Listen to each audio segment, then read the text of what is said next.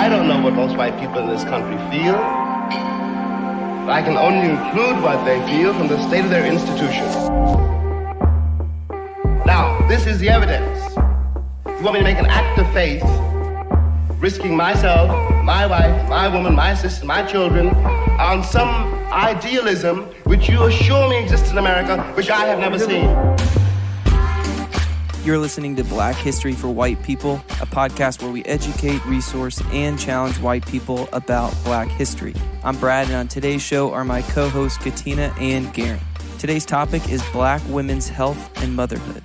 This week is Black Maternal Health Week, and in celebration of that, we are diving into the history of Black maternal health in America. We start at the beginning of America and slavery, what Black maternal health looks like through Jim Crow and up until today. And then we'll end the episode with a story from one of Katina's experiences. We hope you enjoy the discussion.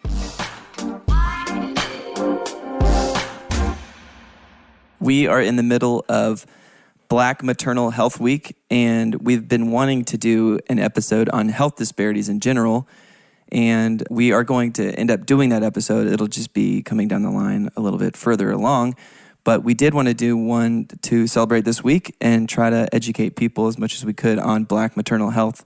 So, Garen, set us up. What do we need to know before we dive into disparities in health stuff with Black Maternal Health Week? As we've talked about before, lies are sticky and they form over generations and they pass through time in ways that still shape the way we view the world today. And there are, specifically about Black women, there are multiple stereotypes and lies about who Black women are that shape the way they are treated today, both through just individual relationships, but also by the systems in America, the healthcare system specifically, stereotypes and treats Black women differently. And those disparate treatments stem from and tie back into history and the ways that Black enslaved women were treated. So we're gonna go back and start at the kind of antebellum history of how Black women were viewed, and then we're gonna kind of trace the line through to the present. So it sounds like what's going to happen, similar to like what we were doing with redlining and a lot of people, that with the idea that you either think, there's two ways to think about where you can stereotype Black people, and one is a racist viewpoint and one is not. One is, hey, they're just inherently not as smart, they're lazier, they don't do as much, which has been proven in every single aspect to not be true. Or you have to believe that there are systems in place that are causing the disparities. And so it sounds like what's going to happen with health is we can do the same thing with the, generational wealth gaps and stuff that we kind of talked about with redlining and real estate and stuff is probably, I'm assuming that we're going to kind of start veering that way with health disparities. It's not that Black people or certain types of people are even more unhealthy when they're born. There are things that have happened that have caused these disparities. Mm-hmm. Right. Yeah, and in studies, they've done studies, and we'll get more into this later in another episode, but they've done studies where they will actually kind of blind doctors to the race of the people that they're treating, or use actors to kind of say all the same things, but from a different race. And when they blind doctors to the race of persons that they're treating, doctors will prescribe the same medicines and the same practices in both cases, where they don't if they see the race of the person. There's significant statistical differences in how doctors treat patients if they see their race. And then the studies have further shown that health disparities vanish when that happens, that when Black people are treated the same way, then the health disparities go away. To your point, there's not biological or other differences that cause the reality of health disparities today. And the health disparities today, just to show how significant they are, more than 80,000 deaths a year can be attributed to health disparities, to Black people dying at a higher rate because of inadequate medical treatment. So we're talking a huge and significant number of deaths every year. And we ought to just pause on that and just realize this is an emergency. And I think sometimes people think, oh, health That's not something that is my area of interest, so I'm just going to tune out. This is an emergency. 80,000 people a year dying unnecessarily because, for one example, Black people who have heart attacks on average wait 20% longer or 20 minutes longer in the waiting room of a hospital before they're brought back to be treated. On average, 20 minutes of extra time. That these disparate treatments, because of stereotypes and racial bias, sometimes conscious on the part of racist doctors, but oftentimes unconscious because doctors, maybe they're not intentionally racist, but they have inherited these lies that have passed through time about how they view Black people, and those lies make them treat Black people differently. And you've kind of addressed this in the past with, hey, everybody has that. So it's not like you're inherently, oh, wow, you're a terrible person because you have this bias in your head. Mm-hmm. But you've kind of told the idea of realizing when you're doing that. And then what do you do with that when you realize it? Yeah. Everyone has, well, not everyone, but the studies have shown that the vast majority of people, even Black people, can have anti-Black implicit bias. Like people in our culture are taught that Black people, either directly taught or just through the background noise of our culture, have learned that Black people are inferior or are not as smart or not as hardworking, because those are the stereotypes that pervade our culture. And so those form implicit biases, and sometimes we can have those even unconsciously. And the majority of Americans, when they take tests to measure implicit bias, the majority of Americans have implicit bias. And so we talked before about how do you process that. So I took one of these tests. Harvard has an implicit bias test, and I scored that I have implicit bias. How do we think about that? I think the response should not be just automatic shame, because that shame keeps us from dealing with the reality that that's there. And instead, I think the better category of how to think of it, if you have implicit bias, is that it's the temptation to treat other people differently. But temptation is not the same as sin. Like the Bible says, even Jesus was tempted, yet without sin. The implicit bias that we have is our temptation to be unequal. But our response to that can either be to fight against it and to, through loving, push towards other people and try to see them equally and treat them equally. And that needs to be an intentional effort because we have implicit bias, because if we have the humility to recognize that reality, then we know we have we have to be deliberate, and we have an obligation to be deliberate to love people equally. And that means pushing back against our natural inclinations, which are not going to be leading to an equal system, a fair system. Right. So let's back up and let's dig into a little bit of the history of how some of the stereotypes formed, and then we're going to talk a little bit about some of the stereotypes and what they are and how they infiltrate the systems of today.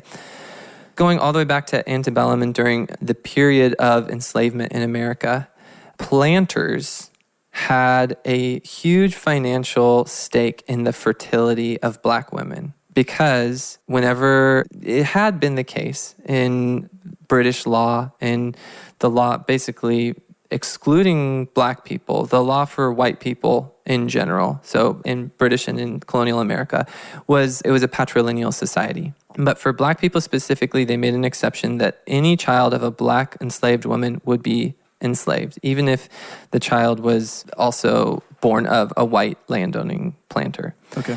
And so what that did is it created this system where white planters had a financial stake in the fertility of their enslaved women, and they had basically the incentive to rape their enslaved women, because the children that came, the offspring of those rapes, would be enslaved and grow their plantation.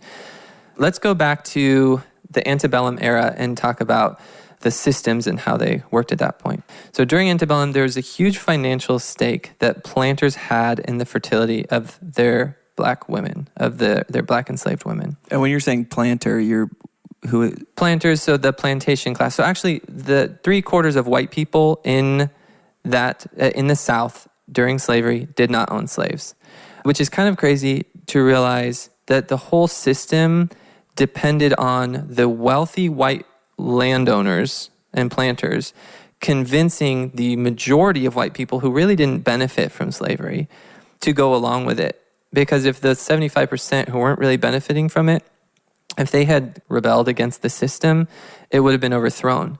And the way that happened, the way that planters and the landowning class got the support of poor whites was through racism, through just sowing this idea of white supremacy. And basically that was the benefit that the majority of white people had. Yeah, they were indirectly benefited from...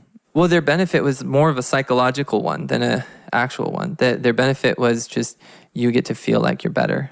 There wasn't really all that much benefit. But there was also, the flip side of the coin was there was terror and fear, because if you rebelled against the system, white or black, then you received threats and fear and discrimination. But the majority of white people, so when I say planter though, I mean the 25% who actually were landowning and slave owning. And there was a huge incentive for them, for their black enslaved women to have lots of children, because those children would all be enslaved. Right. So just one planter, a quote from one planter in that era. He says, "I own a woman who cost me $400 when a girl in 1827. I admit she made me nothing, only worth her provisions and clothing, but now she has 3 children worth over $3,000. I would not this night touch $700 for her. Her oldest boy is worth $1,250 cash, and I can get it." You see him just talking about her fertility was her value to him, and he received tenfold his investment just on her having 3 children. Thomas Jefferson said, quote, "I consider a woman who brings a child every 2 years as more profitable than the best man on the farm." A big financial incentive for black enslaved women to have lots of babies. So plantation owners, they tried various methods, both carrots and sticks, to try to get their black enslaved women to have lots of children. Some of the things that they would do is they would give extra rations to their enslaved women who were pregnant. The owner of a Georgia plantation gave slave families an extra weekly ration for the birth of a child. Virginia planter rewarded new mothers with a small pig. Some women seemed especially to appreciate presents that they would get that recognized their femininity, like a dress or ribbons for their hair. So they would basically bribe and give financial incentives for women to have babies. But can I just interject here that the women, they didn't have a choice. Mm-hmm. So it was a matter of them accepting their conditions and them taking gifts or enjoying gifts. That came at a great expense. So they weren't. I just have to say, like, those weren't favors. We know that. I'm sure you know that. Yeah, but that's important to just keep in mind with, honestly, everything that we talk about. Yeah. I mean, even past the Emancipation Proclamation. And it can easily, your mind can easily shift, because especially from someone that was in public school, that's just like, you hear the term slave or slavery, and it was legal, so it was okay. We have a big thing in our world where it's like, well, if it's legal, then it's okay. Well, or if we say, well, they accepted gifts, it's like, what were they going to do? Yeah, they had no choice. They had no voice. They had no choice. They didn't own themselves. What were they going to do? They had to live to see another day. Can you imagine being hostile towards your rapist or oppressor in a system that was created to benefit your rapist or oppressor? There were no choices. Yeah, and the reason kind of to bring this forward is just to highlight the planters' manipulative attempts to get their enslaved women to have more children. But basically what would happen is if these enslaved women refused, despite essentially the bribes, these manipulative bribes to have more children, then they would get negative consequences, and it would end with the threat was master rape, which we'll get into in just a second here. Other planters would give, if women had 6 children alive at any one time, they would give them Saturdays to themselves, so they would bribe them with Saturdays off. And some would basically hold out the promise of giving women freedom if they had 12 children. And now whether they actually stuck to that, who knows? But that was a system that was used. And I think it's important to know that having a baby a few hundred years ago was a very different...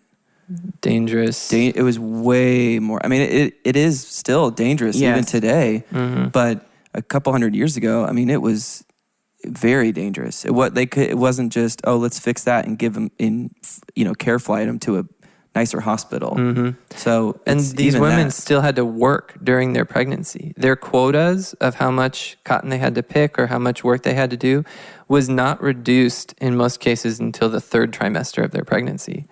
So they were working, oftentimes not receiving more food or assistance, and then after delivering the baby, they would very quickly have to go back and continue to work. And there are reports that there were women, sometimes Black women were made to return to work the day of having a baby. There's reports of that, and that was common, the day after having a baby, and in fear of being beaten. And then even after that, they have a young child, their work wouldn't be reduced during the period where they're nursing or during all waking up multiple times a night to nurse their baby, and the work expected from them wouldn't be reduced. So there was just all extra being a mother on top of these expectations that you do all this work. Well, and then on top of that, many times Black women would have to nurse white babies. And even throughout Jim Crow, Black women their own children would starve because, I mean, black women would be malnourished in the traumatic conditions in which they lived, and the lack of care. The care would be absolutely minimal because pain is not believed, and they're just very almost like savage treatment of Black women. Well, definitely savage treatment of Black women that rendered conditions just horrific for them to, one, give birth to a child, and two, care for their child, but also having to use their bodies as nursing tools for their master's children. And then just to pause for a second to consider, some Black women were just infertile, which is a tragedy in our day, but thinking back then with all this pressure from masters for women to have conceived children. And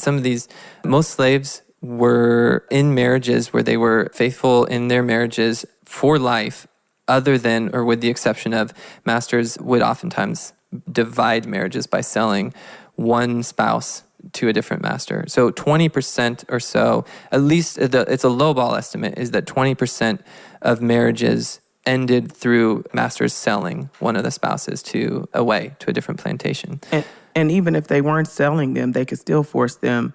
I mean, it's rape, period, but they could force them to breed with someone that they weren't married to, which is a great conflict of morality for people who were committed in their marriages. Or they would just make them marry someone else because the marriages of the enslaved people were not recognized by the law in the South. So they could just say, no, I don't consider that a real marriage, so you have to marry this other person. But in the cases where they were allowed to be married, essentially, they were faithful, they pursued a strong nuclear family, they had strong familial ties where in enslaved communities they would call the older Black people aunt and uncle, and refer to younger Black people as sister, brother. And there was strong both real blood ties and kinship ties that formed where they would just consider each other family and would pull together. But for women who were infertile, they had both the sadness and the internal pain of if you were in a marriage and can't have children with this spouse that you love. There's both the sadness of that, but then on top of that, there was then persecution from the masters and the planters because of that infertility, because they saw it as a loss of their investment. And so oftentimes infertile enslaved women were sold off or received cruel treatment or reduced rations. A report from the 1840 Anti-Slavery Convention in London said, quote, "Where fruitfulness is the greatest virtues, barrenness can be regarded as worse than a misfortune, as a crime, and the subjects of it will be exposed to every form of privation and affliction. Thus, deficiency wholly beyond the slave's power becomes occasion for inconceivable suffering." Also, Southern courts established rules for dealing with sellers' misrepresentations about the fertility of the enslaved women they were trying to sell, because they would oftentimes try to sell off the women who they knew to be infertile, and they would misrepresent that. And so compound to that even women who were either infertile and being raped or fertile and being raped, the wrath that they were incurred from the white mistresses, the white women who were married to the slave masters. I mean, it's just abuse upon abuse upon abuse, and a terrorism to black women bodies. Yeah, that black women would be raped by the master, and then his wife would be bitter at the black woman and jealous because of her husband's unfaithfulness. And then on top of the sexual assault and violence, the woman would also then be mistreated by the white women. Physical abuse, mental, emotional abuse to their children that they were forced to have. Just a cycle of abuse that no one should have to endure. And I know we'll keep moving along here, but I think it's also important to keep in mind that all of this has to do something to a person psychologically. Exactly. And that does scientifically actually even transfer biologically. Yeah, trauma does. True. Epigenetics. But like the idea that all of this happening just psychologically to black women in general is doing something. And it's like you have to adapt. Like you said, like there was no out for them. They couldn't just stop what they were doing.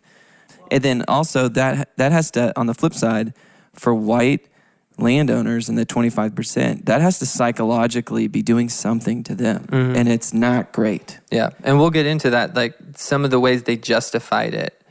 They justified it essentially by painting this picture of black women as being Jezebels, being like wanting sex continually and being unsatisfied. And so that was their justification for why we can rape them, because they painted this picture of black women that justified their own sexual lust and made it okay. And then white women the stereotype of white women was that they were very kind of chaste and pure and prudish. And so those became the stereotypes that kind of backfilled the reality of what the white planters were doing. And those stereotypes then passed through time, and we'll have to trace some of those threads. But before we get into that, I just want to cover one more thing, and then we're going to get into some of those. And that's just the methods that the planters would use to maximize the children that their enslaved women would have.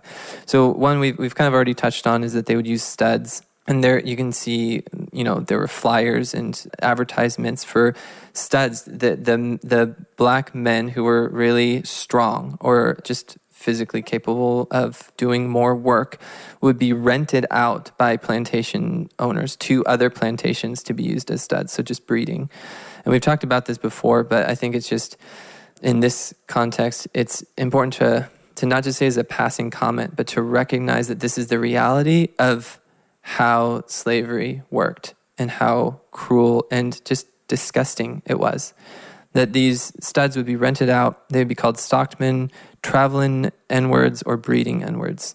And you can see just the historical record of how this was a system that black people, we've said before, black people were bred like animals, but don't take that as just this throwaway comment. That's the actual reality of the system. Yeah, there's not a pretty way to paint slavery. The prettiest way that America has done it is just not addressed it, because there isn't a way to explain it that's not just revealing evil. Well, and to delegitimize the true effects of it. That's they have to doll it up, which is why they've allowed so much glorification of the Confederacy in a country where the Union won. They have allowed this pacification and glorification of the Confederacy because most of the country was engaged in this behavior because it fueled and fed the country. And so even the Union was not the friend of the black person. And so that's why, Confederate monuments and the Confederacy is still glorified in a country that fought against it, because there's this pacification and there's this blood guilt across the lines. Mm-hmm. Yeah. Another method that was used along those lines of breeding is that planters would sometimes castrate the black men who were physically less strong or less muscular in order to prevent it's basically a form of eugenics. Yeah. And then we alluded to this earlier, but just to kind of talk a little bit more about master rape was another method that was used. That there were it was a widespread system where it was just accepted throughout the South that white masters could rape the black enslaved women and that there would be no consequences. In most states had no laws that considered rape against a enslaved woman to be rape at all. There was no crime of rape against an enslaved woman, except for in a couple states, for example, Virginia. But in Virginia, there is not a single instance of their law against rape ever being used against a white plantation owner, for the rape of a slave. And even if they had attempted to do so, black people weren't allowed to testify in courts against white people. So there would be no conceivable way to even prove that a rape had occurred. And then some states explicitly excluded black women from the protection of their rape laws. Others just didn't mention them. So in short, for most of American history, the crime of rape of a black woman did not exist. So let's take a minute and just talk about some of the stereotypes that formed for black women. So during antebellum, one of the main ones was the idea of Jezebel. Later on, kind of during Jim Crow, it was the idea of the mammy. And then kind of more modern is the idea of the welfare queen. Mm-hmm. So the idea of the Jezebel, it was all through culture, media, literature, music. It was pervasive. And as early as 1736, the South Carolina Gazette described, quote, African ladies as women of strong, robust constitution who were not easily jaded, but able to serve their lovers by night as well as day. I mean, that's a publication just publishing that. That was so the cultural view that it was not viewed as inappropriate or scandalous for the Gazette to publish that. And then in academia, also reinforced it. Historian Philip Bruce in The Plantation Negro as the Freedman in 1889 argued that without the moral discipline imposed by slave masters, free blacks were regressing to their naturally immoral state. He devoted 2 chapters to an exposition of black women's lascivious impulses, which he claimed had been loosened by emancipation. Moving into Jim Crow, the Jim Crow era laws just continued to reinforce this low view of black women. They denied the title of Miss or Mrs. to any black women. There were taboos against any kind of respectable socializing of the races. There was an outright refusal to let black women try on any clothing in clothing stores. They had to buy or purchase clothing without trying it on. They could only try on hats if they wore essentially a bag over their head so that the hat wouldn't actually touch their head. There's these stereotypes of black women being not feminine that resulted in many cases, they didn't have black female restrooms. So black women had to use the same restroom as black men, whereas for white people, the restrooms were divided by sexes. Mm. And then another stereotype that kind of came out of both antebellum and passed through Jim Crow was the idea of the mammy. And the mammy was a bad mom, but a good maid. And the stereotype was that she cared more about the white children that she was helping care for and raise than her own black children. And if that wasn't true, if there were black maids who tried to care primarily for their own children, they would be fired. And so for many black women who had children at home during that era, and during that era, 40% of black women had to work outside the home to provide money to help care for their family. And so for many black women, the choice was either you go and you work for this white family, essentially neglect your own children, but provide money for their sustenance, or you stay home with your children and you watch them starve. Because the system was designed to impoverish black families. Both the sharecropping system and they literally criminalized it under the black codes for black fathers to look for a better job. If they were working for a plantation, they had to get a note releasing them from the plantation owner in order for them to go look for work elsewhere under Jim Crow. And so there was no upward mobility, no ability to improve their income. And so black women oftentimes had to go and work as mammies. But then in that system, they were then stereotyped as being bad mothers, not loving their own children, just only caring about the white children. But that's what they had to go through in order to provide money for their children to even eat. The census marshal in 1849, a census marshal described the cause of death of a black child as, quote, smothered by carelessness of her mother. And the census marshal, Charles Pillow, explained, quote, I wish it to be distinctly understood that nearly all the accidents occur in the Negro population, which goes clearly to prove their great carelessness and total inability to take care of themselves. But historians now believe that the cause of death for both that child and for in the black community was illness due to poor nutrition and abuse of their mothers during pregnancy. So there has to be a desensitizing of white conscious for them to be able to do these heinous crimes. And so they have to buy into black women being less than, black women not being good mothers. And mind you, at the same time, the same black women that were horrible mothers were being forced to nurse and care for white children. So how do you take someone that you believe is a horrible mother and has horrible bad maternal instincts and put them over the care of your own children? Like just the irony, the hypocrisy of that, but just the desensitization of the horror that they are inflicting, the terror that they're inflicting on black female bodies. But then also what white people love and loved during that time and love now is to see like when we're talking about black mammification, the big black mammy concept is that they love to see the mammy from like Scarlett O'Hara who is getting everyone in line.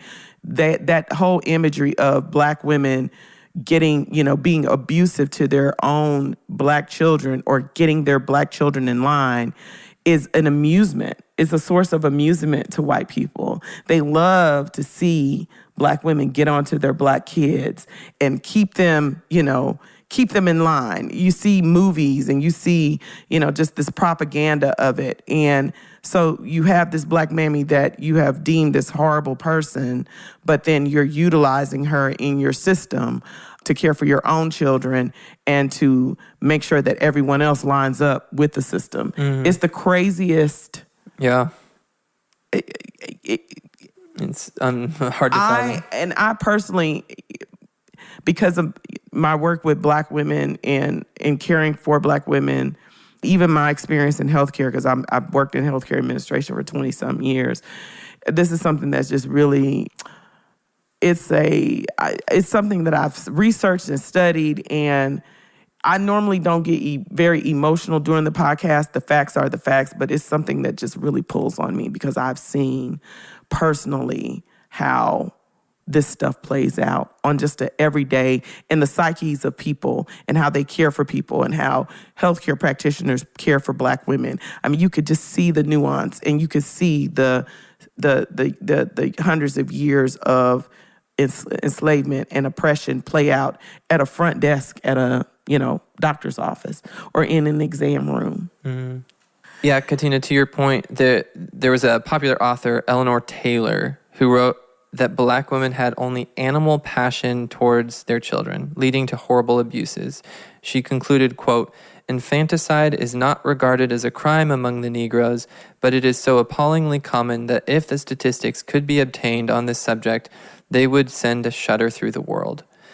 So Eleanor Taylor is basically arguing that mammies couldn't care less about their own children, but then she and other white people would hire those same mammies to care for their own white children. Yeah. It's just such a blatant contradiction. Absolutely. And then the only reason why those mammies would, in reality, would go and work for those white families who didn't love or treat them and endure all the things they endured was for their children. The sake of their children. To provide for their children to be able to even eat have a fighting chance at life.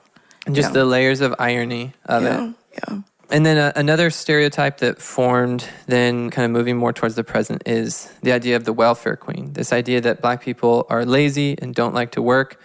Obviously, during the period of enslavement, that was not a stereotype because Black people did pretty much all the work. They were a minority of the population in the South, but did the vast majority of all the work that was done in the South. And oftentimes would work, 14, 16-hour days. Which that alone that's ridiculous. We went from that to the idea that Black people are lazy is infuriously hilarious. It's maddening and it's ridiculous at the same time. Yeah, and other stereotypes shifted too. Black people during antebellum were not seen as being criminal. They were seen as being submissive and generally kind and compliant because slavery rested on this idea of the happy slave. So the incentive of white people was view your slaves as happy, content. If they're committing acts of crime, that shows discontent, that kind of shows that they want freedom. And so white people couldn't accept that. So the stereotype was, no, they're content, compliant, and they obey all the rules. They're happy. And then during Jim Crow and moving towards today, Black people are no longer enslaved, and so they're competing in the same workforce for the same jobs and for the same resources. And so the incentives on the white population have reversed, where now the incentive is, view them as less than, not as good of workers, not as capable, because then we can maintain the advantages. But it's so ironic to see how the stereotypes have literally flipped in many cases. Always, the only commonality, the only common thread is that the stereotypes benefit white people. Yeah. So during the welfare period, 78% of white Americans thought that Blacks preferred to live on welfare rather than have a job. So just so pervasive, this idea of Black people as being lazy, which actual statistics show that most people, even when given free money, still want to work. The vast majority of people, even if they have all their needs met, are still going to work because there's something innate in humans that wants to produce and be creative and build and just have something to create. And yet the stereotype in that day was that, and to today, is that Black people didn't want to work. One Michigan prosecutor said, quote, "By the end of the 1900s, the first crack babies will be entering their teens. It is estimated that by the year 2000, about 4 million citizens of the U.S. will have experienced in utero exposure to controlled substances." So there's this panic that happened that swept the country of crack babies that there's quotes, actually I'll read one, that they would not even be able to be essentially fully human, that John Silber, president of Boston University, so this is not just some random guy, president of Boston University, went so far as to lament the exposure of so many healthcare dollars on, quote, crack babies who won't even achieve the intellectual development to have consciousness of God. There's the stereotype of the Black community just being consumed by drugs, even though studies have shown that Black people use drugs at the same rate as white people. For white people, it's generally seen as a mental health issue. For Black people, it was seen as a criminal issue, and Exactly. it was criminalized, which, we'll get into more in a future episode about mass incarceration. But there was just this panic about drug use and about welfare mothers and how they were inadequate mothers, and the system sought ways to remove children from these mothers who were judged by society to be inadequate.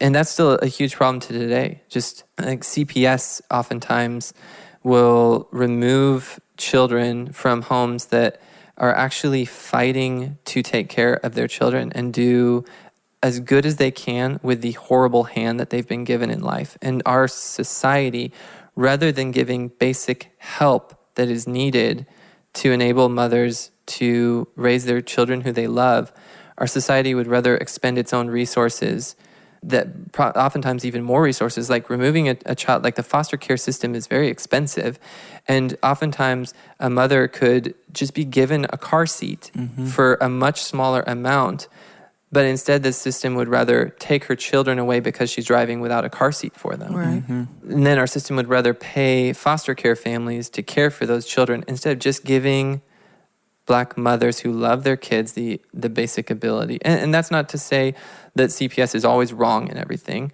but there are many cases where there is racial bias that is both statistically and empirically provable. Some of the worst of that is against Native Americans. The rates at which Native American children are removed from their homes are astronomical.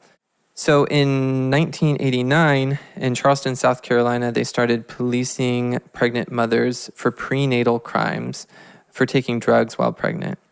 But so this was a general law that was passed. It didn't mention Black women, but the law, there's only one instance where the law was used to prosecute a white woman.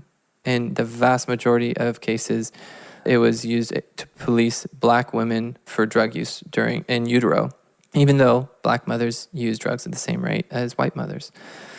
The Philadelphia Inquirer suggested coerced contraception as a solution to the Black underclass, noting that, quote, "The main reason more Black children are living in poverty is that the people having the most children are those who are least able to care for them."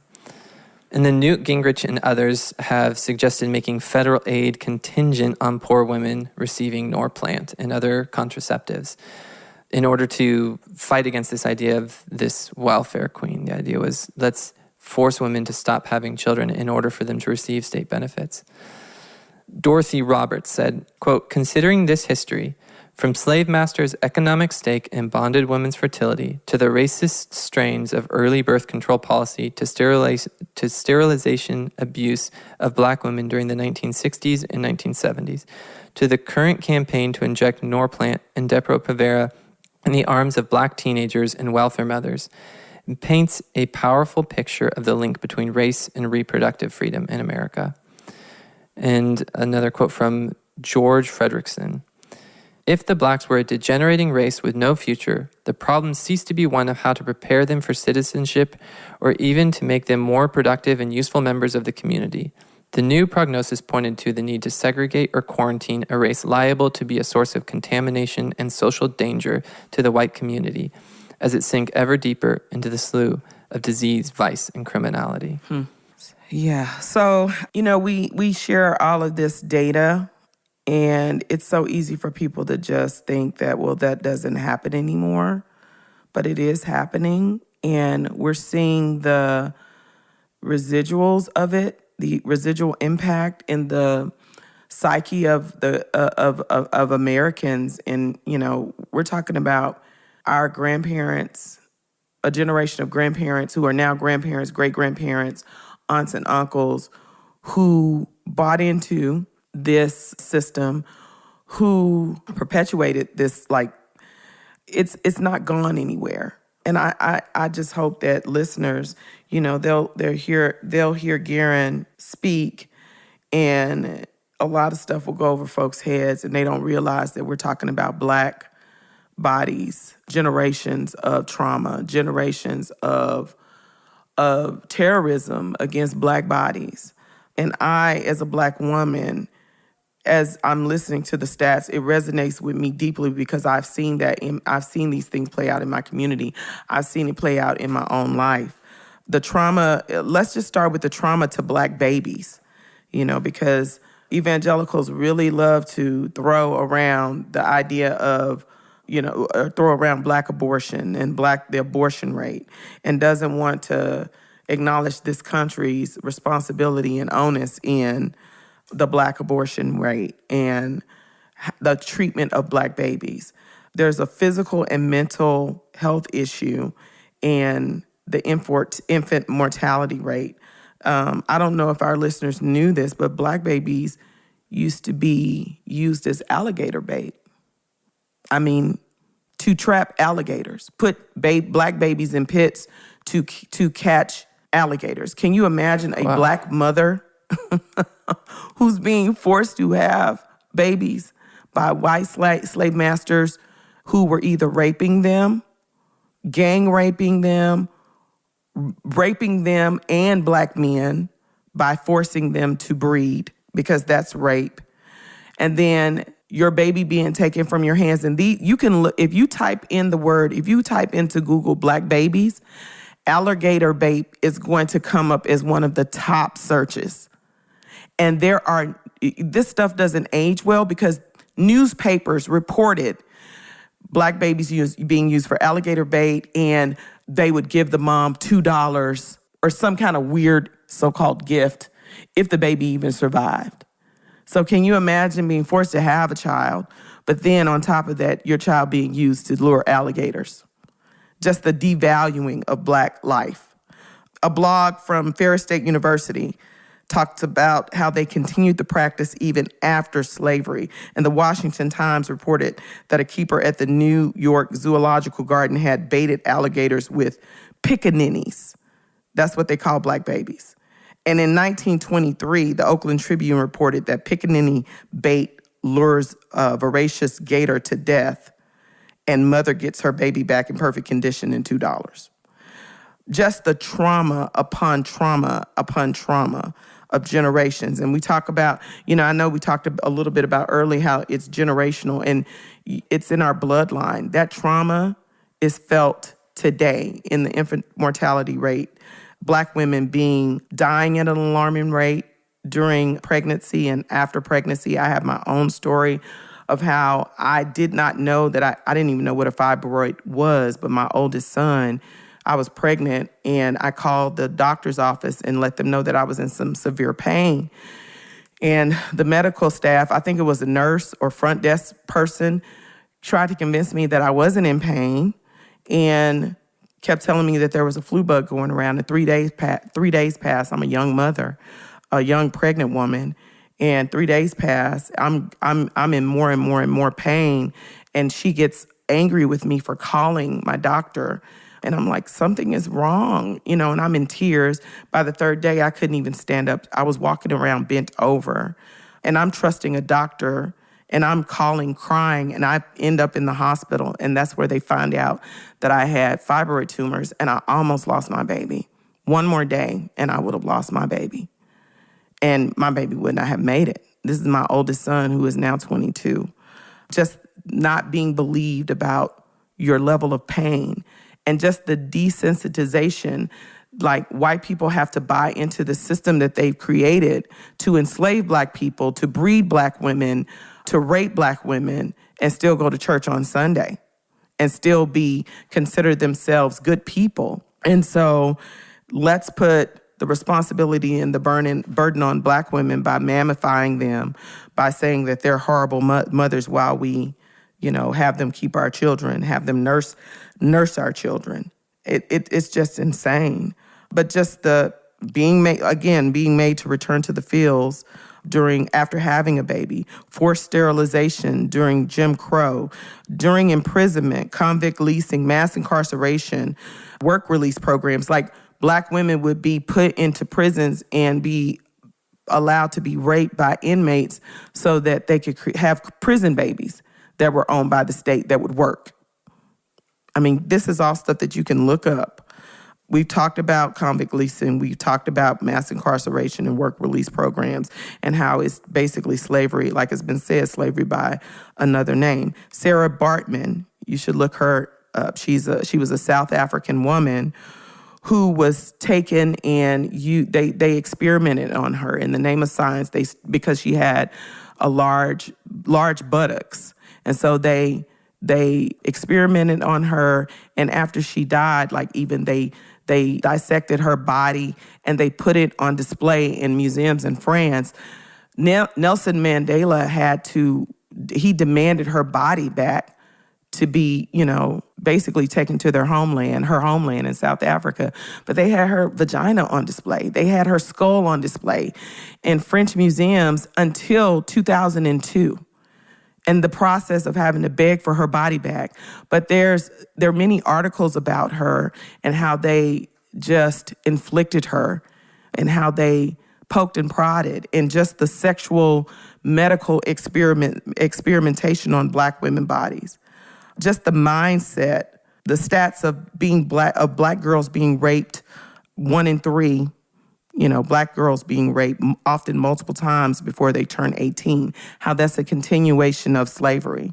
The mindset towards black women, even by black men and women who engage in this self-hatred because of the system that's been created by white supremacy. I've been to the doctor. I remember my parents taking me to the emergency room and how I was made to wait in excruciating pain at a hospital that my mother was a nurse at. My mom is a retired nurse, and it was a Black woman who treated me with such disdain because there's a mentality that presumes for one that Black people don't have any insurance. I had insurance because my mom worked for the hospital.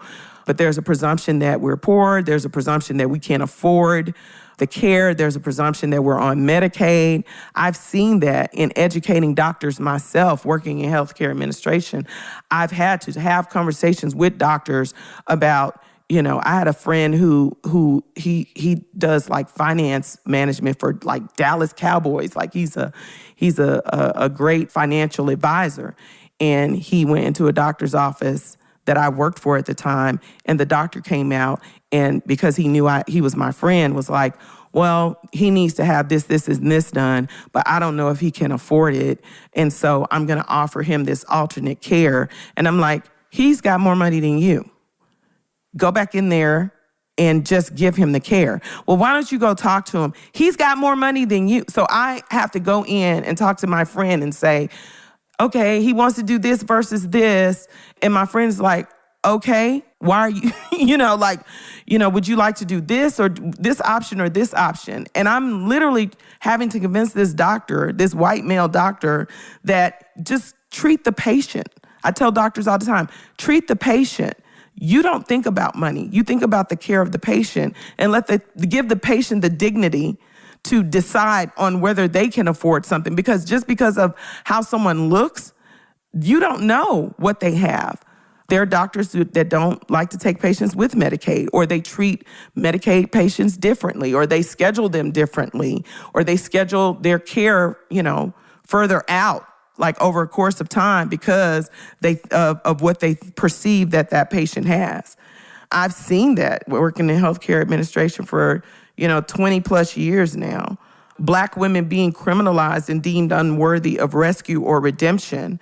We have 75,000, missing Black girls and women right now, and how white women can be seen as chaste and pure and worthy of defense and redemption even when they engage in porn and prostitution, but Black women with the presumption that when they're kidnapped or when they're pregnant or when there's something that people deem unworthy, Black women are unworthy of rescue.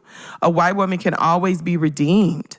We've seen that in the White House, whereas Black women are are criticized for not doing anything anywhere near close to their white counterparts. We've seen that in the White House.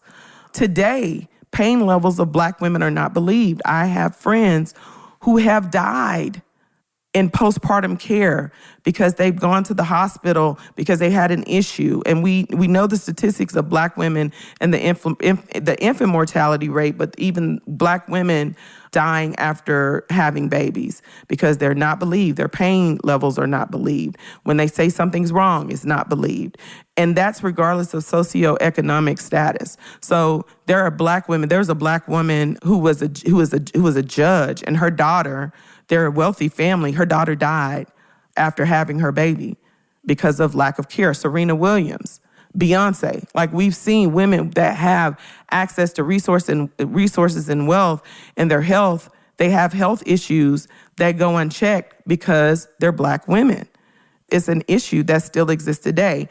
And not to mention Black women who are in poverty, who don't have insurance, who don't have access. Fannie Lou Hamer was forced sterilized.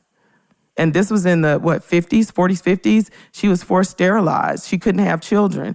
Black people going to white hospitals during Jim Crow and basically dying because they wouldn't be able to be admitted. They wouldn't allow them to be admitted into their hospital. So Black people having a car accident, or being in a life-threatening situation, and there's no Black hospital because there's no Black doctor, and they're dying because the white hospital has refused to offer them care. I mean, I could just go on and on as I recount even stories that I know of in my personal life, my own personal experience, the experience of my mother, the experience of Black women in my family, the experience of Black friends, Black colleagues, Black female doctors who have experienced health disparities. And we want to think that all of that is over with because there's access.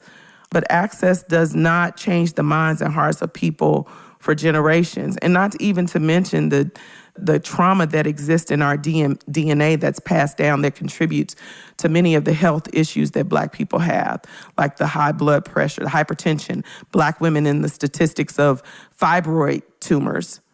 You know, how many Black women suffer from fibroid, adenomyosis, endometriosis. Those are issues that plague the Black community, Black women specifically, and how we have a lot of these symptoms and issues, diagnoses and issues that don't really exist in other communities because of even redlining and being in polluted areas, being in food deserts, not having access to nutrition, how Black people not being able to read or attend college, how that leads to a lack of Black resources in Black communities, like Black doctors, Black nurses, you know, how those things over the years, during slavery, after slavery, contribute to like these droughts in Black communities. Gentrification, how increasing the prices of things impacts historical Black communities that are used to having, you know, a certain access that then is cut off because they can't afford things in their own communities. I could just go on and on and on and on and on and on. Having to work in certain jobs because the wealth gap hasn't closed.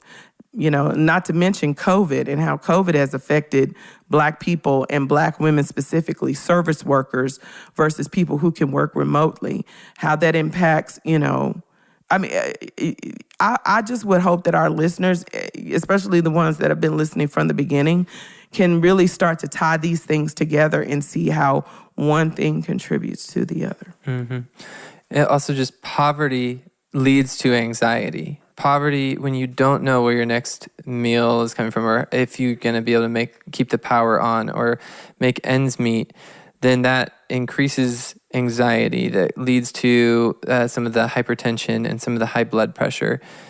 Yeah. And not to mention the mental health disparities. I mean, all this trauma. Can you imagine white society being afflicted like this and not thinking that there's going to be, obviously there's going to be generations of trauma that has to be worked through. And the psyche of the Black woman to be, to know that she's thought of as less than, to know that we're treated as Jezebels, thought of as only sexual beings. I mean, that there are generational ripple effects that lead up to the 75,000 Black women and girls missing today. Like, if we can't make those connections, then it's right there in front of us. And you mentioned epigenetics. Just to kind of spell that out a little more for listeners who haven't heard of epigenetics, is that there is actual, that genetics are passed down whenever we have kids. Like, the children will get half the mom's genes, half the dad's genes.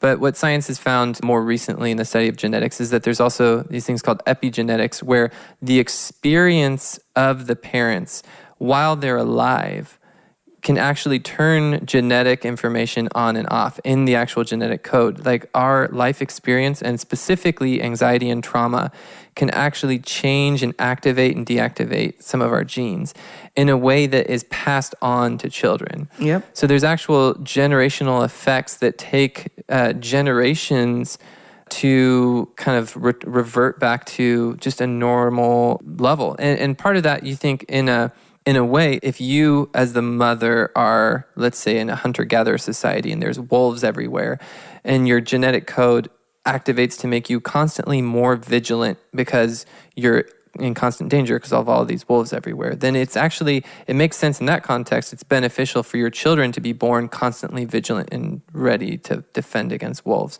Yeah. But in our context, what happens is that a lot of the Black community will inherit kind of a higher baseline level of anxiety from this generational trauma.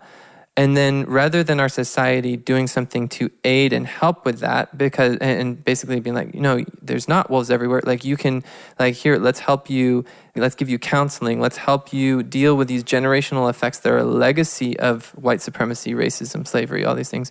Instead, we criminalize those very things so that Black people who then are trying to find ways to cope with their anxiety will often be criminalized for their efforts to medicate themselves where society has failed to provide actual help. So just real quick, I want to say this. Like, think about it like this. Katina, I am, in this generation, I am what am I? Generation X? I think I'm a Gen Xer. I don't know. But anyway, me sitting here today, my great-great-great-grandfather was a slave. My great-great-grandmother passed away. His daughter passed away when I was 20 years old. I have children. I am having to undo the work. I'm the first generation in my in my family that has been given the privilege to be able to afford to undo that work of trauma, whereas the generations before me just had to put their heads down and work and endure things that are unfathomable. Even my parents' generation, the things that they had to endure. And my parents, growing up picking cotton at a young age and growing up in abject poverty and the things that they saw and experienced. And my parents living through Jim Crow, okay? So then I have inherited generations of trauma that I'm not going to get into on the show, but I can just tell you, I've inherited generations of trauma that me and my siblings and cousins are now just starting to be able to be a little bit freer in our minds to do the work of. And we have to jump over the hurdles of being able to even trust the establishment of mental health. I believe in getting therapy and mental health assistance, but there are many people in my generation who do not, and for very valid reasons. But I'm trying to normalize even the conversation on mental health, because the mental health trauma is so, I see it in my children. There are things that my children are having to work through that go back in the bloodline for generations. There's anxieties and depressions and triggers and traumas that my children have never even witnessed, but they have felt because it's been passed on, and we are working through. And then you take things that happen like COVID and how it impacts the Black community significantly more than it impacts in other communities. And we're having to work through these things, and it's 2021, and people don't think that, they think slavery was back in the olden days, thousands upon thousands of years ago. And I'm seeing, the carnage in the generation that comes after me. And we're having to work through those things on it. And my husband, the stories I could tell, the things that we're having to work through. And like I said, my children that they're feeling things and experiencing things that they don't know anything about. And we're having to slowly peel back layers. Mm-hmm. Yeah, there's one study that had paid actors, and they had a couple Black women and a couple white women who were paid actors who went in to doctors and gave the exact same script, the exact same words of what was wrong and what same the doctors. issue was. Same doctors. Same group of, it was 287 physicians that they went in and kind of did this test on this study. And then the Black women were 13% less likely to receive catheterization than the white women. Yeah, have I told this story about when I was having my son and I had been in labor for 21 hours and my son went into fetal distress, and so they did an emergency C-section, and my doctor was on vacation, but I had my midwife, and so I got a hospitalist for a doctor who gave birth, who basically was the OB-GYN on call. And he was so horrible. And I was 25 years old. And he was so rough with me that even the white nurses were appalled. And he was well hated amongst the medical staff. And this was right here in Denton. And I remember they gave me the anesthesia to go into surgery right before, I'm laying on the table and the doctor's having me count back, do all the things. Well, he starts to cut into me And I could feel him cutting into me. I could feel him cutting into me, and I started screaming. And he was like, "What? You can feel this?" And he like stuck. He stabbed me basically. And I was like, "Yes, I can feel it." And I'm screaming. And he was like, "This is ridiculous. Put her out. Put her out." And I woke up and had a baby. That was my experience in having my child. That was I wanted water birth. I wanted water labor. I wanted all this. Imagine this entire experience of having my first child that was robbed, taken from me by a man who saw me as less than, and he treated me so horribly after I had my baby. I had severe postpartum depression for a very long time. And I'm so angry that I'm even crying right now, but that was taken from me, and I still wrestle with that, and my son is 22 years old.